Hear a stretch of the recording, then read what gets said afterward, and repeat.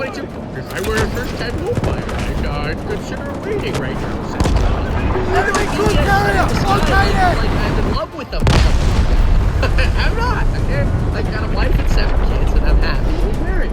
So, what? This idea that it looks like we're going to hold rates for some time. They're not giving us any guidance beyond that. There's no opinion. It's just, yeah, things are good right now. We're holding rates. And when they shut up about the future, it's because they're concerned. That's my thought. They're concerned. Some moving to expand. If the Fed right now understands the psychology, if Jerome Powell came out tomorrow and said, hey guys,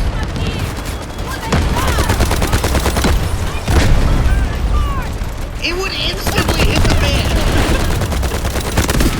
Like, there's no way he could be honest with you about the value. And everybody would say it's your damn fault. You scared everyone. But, you know, they do say things like, valuations are a little stretched right now.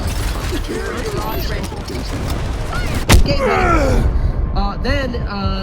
so the Fed, that's why they're at the pretty much near the end of the year. On Tesla, okay, obviously a lot of Tesla side, that's cool, but at the same time, they're also getting hit with lawsuits for $3. One of the reasons they're getting hit with these lawsuits is because they promised that if you bought full self-driving, that you would actually, in the future, be able to have full self-driving. It doesn't look like hardware 3 is going to be capable, and it looks like you're going to have to get a hardware 4 upgrade, which, if you listen to the last earnings call, Elon Musk basically admitted to this, which is probably bad for the whole lawsuit.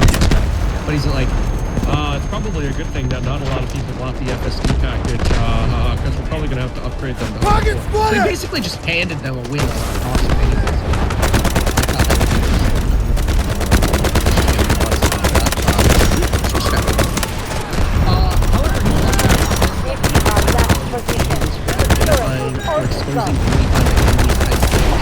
So this is leading to a lot of people saying, hey, you're risking those people's lives, New York Times, there, expose those people, I hate the New York Times, how do you expose writers, authors, and actually the news story, author news story is still on the same page. But a response that's gaining popularity below that was actually this one. Sorry, do you think government workers should be able to operate completely anonymously and in secret, kind of like a deep state? Roger that. Interesting counter. Interesting. So, the problem with Tesla right now, and you have to know this about Tesla. You know me, I love the Tesla company. I love the people. A Tesla Roadster from 2009. I still have my black Model X. Oh, my black X. I love riding my black X. Right now, my dad's now my wife's driving my Model S, and I'm driving the Cybertruck. I don't know, you know, I could come back and it's gonna be all graffitied after all this drama. But, you know, I don't think that it's right for people to take out their angers over Elon Musk. Musk sitting in cabinet meetings and commenting about being tech support on Tesla. I think the people of Tesla are good. I think Optimus-style robots are the future. I think, you know, Amazon and Meta and Symbotic, all these robotics, where these large companies continue to get into robotics. If they're not already in robotics, they'll get into robotics. Humanoid robotics are the future. My VC fund has invested into a private. So, I'm a big fan of where we're going with Tesla, but we do know the valuation is huge. And we just did another valuation update on Tesla on the Course Member live stream, and we're still over a 3 pay. You know, that's with like a 35% growth rate. So the valuation is rich on EPS. Because, you know, we know we're not going to sell more cars right now.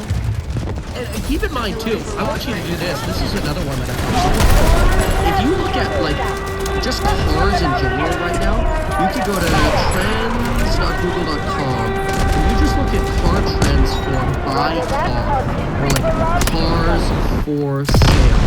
There is like a systemic decline in searches for cars for sale. Now, that theoretically could be because maybe people are using apps or whatever, or just interest rates are really, really high and it's becoming more unaffordable. But you can see that drop off there.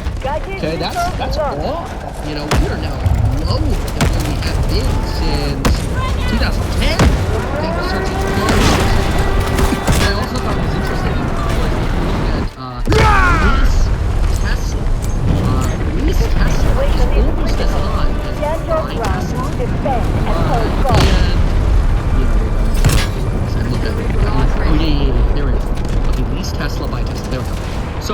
in fairness, buy Tesla could also be like buy Tesla stock. But I thought it was interesting that searches for leases have almost eclipsed buy Tesla. So that's interesting because to me, that signifies a bit of an affordability challenge. When people start saying, hey, we are in a place of we need to lease, and then, you know, start kind of like watching our outflows. We can't afford the financing because of rates, lease financing. We can't afford payment, credit. All we can do is a 3-year lease. That's it. We can't set up for the whole longer term buy. I don't know. But I thought that was interesting. So, overall, I also want to remind you that we are still chunk away from real stress in the economy. I want you to know what real stress in the economy looks like. The 10-year treasury right now is 4.28. The 2-year treasury right now is at 4.074. So that's about a 20 basis point difference. That's nothing. When that breaks the 50 to 90 range, and all of a sudden, we get a bad data set, this is how it's going to go, okay? I'm just going to play it to the stress. Go to CNBC.com, look at it. Just type in 10-year treasury. My take is you're going to see some data shock. So another carry credit. The 2-year will plummet, possibly a whole percent, down to 3%. The 10-year will plummet down to like 3.6. Yeah, 3.6. And that could keep going. You can see the 2-year at 2%, 1%, 10-year at 2% or whatever. When the spread between the two gets above 50, that's usually the sign of being closer to a recession. So, the uninversion of the yield curve that matters. And it's not the wiggling that we've been doing above the uninverted point.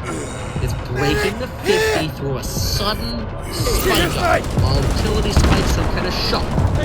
So, just the other day, I sent an email, a daily wealth email, which hasn't been anything. Sorry. Just a little buried right now because we got a big announcement coming up for House Hack. It's really exciting. But I sent an email the other day, and it basically said, consider taking something off the table. You know, this was a couple of days. And it wasn't a way of saying, like, oh, you need to be like a bear, or like, oh, you know, sell everything. That's not what I'm trying to say. I've been a bear. I have been. I'm not trying to, like, get people to pay. I don't care. It's not like I'm short anything where it matters. I'm not trying to get up some financial gain out of something. But let me just put it this way. I wish there were more people that would grab you by the shoulders when you're really up on a stall. That would grab you by the shoulders. Kind of like what I did with that Dogecoin millionaire. I wish there were more people who grab people like that by the shoulders and say, please take some money off the table and just protect your downside. That's it.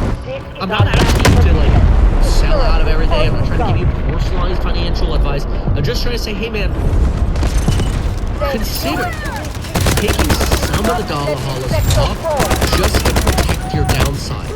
Make it so that if the market does go into a recession, you're still safe. You're still protected. Like, I'll give you an example. Like, you know, when I told the Dogecoin millionaire about it, was back when I had a lot of money to go. Just take some of it and make it so you never have to work again. Just put it aside, even if you just put it aside in cash. And I know it's painful because it's like, oh, but it could go up more. Yeah, but it could also go down. And you don't want to go back to having to start over. So I just wish there were more people that were willing to say that. I do recognize, though, that's very unpopular to say on social media. I think it's one of the reasons why probably, you know, like my channel doesn't get like the craziest amount of subscriber growth or whatever. I think in part because it's less of, hey, let's be blind